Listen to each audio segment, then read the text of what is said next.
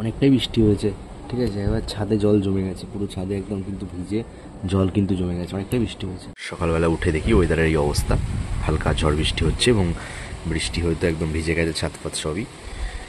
আর ভালোই বেশ একটা হাওয়া ঝড় বৃষ্টি কিন্তু শুরু হয়েছে সকালবেলাতে।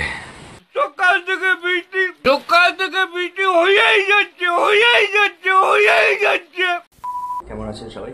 তো শুভ সকাল সবাইকে। তো আজকের ব্লগটি থাকছে, আমি ভেবেছিলাম আজকে হয়তো আমাদের এখানে বৃষ্টি বৃষ্টি হবে না। সকালে উঠেই দেখতে পাচ্ছি ওয়েদারের অবস্থা খুব খারাপ, ইভেন ভোরবেলা থেকে বৃষ্টি হচ্ছে। তো আমাদের এখানে আজকে আছে হচ্ছে বসন্ত উৎসব। তো বসন্ত উৎসবটা আজকে কেন, অনেকে জিজ্ঞেস করতে পারে না তো আজকে কেন বসন্ত উৎসব। তো ব্যাপারটা হচ্ছে যে এইচএস পরীক্ষা ছিল, সেই কারণের জন্য আমাদের গুপ্তিপাড়ায় একটা প্রোগ্রাম হতো প্রতি বছরে 14 তারিখে। ওখানে বসন্ত উৎসব হতো একটি বড় মাঠে। সো বিশাল এনজয় হতো সবাই মিলে।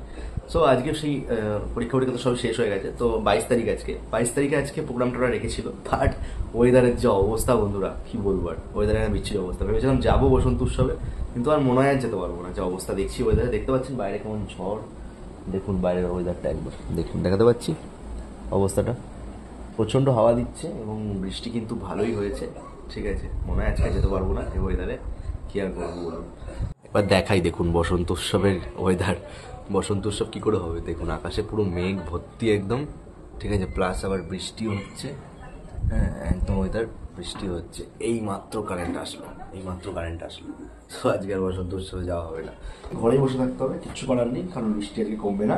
কারণ ওয়েদার রিপোর্ট দেখলাম, ওয়েদার রিপোর্ট দেখা যাচ্ছে সোমবার মানডেতে রোদ উঠবে। এখন কোনো রোদ ওঠার সিন নেই, এখন বৃষ্টি কন্টিনিউ হয়ে থাকবে। তো আজকে সারাদিন চলো ঘরেই বসে থাকতে হবে, আর কি বলবো। ভেবেছিলাম একটা প্রোগ্রাম অ্যাটেন্ড করবো বসন্ত উৎসব আমাদের এখানে, সেটা তো আর হলো না, কপালে নেই বৃষ্টির জন্য। দেখা যায় যদি বেলার দিকে রোদ ওঠে অবশ্যই যাবো এবং আপনাদেরকে ভ্লগ দেবো, নতুন ভ্লগ, বসন্ত উৎসবের ভ্লগ দেবো, অবশ্যই দেবো যদি রোদ ওঠে তাহলেই। চলো বাই।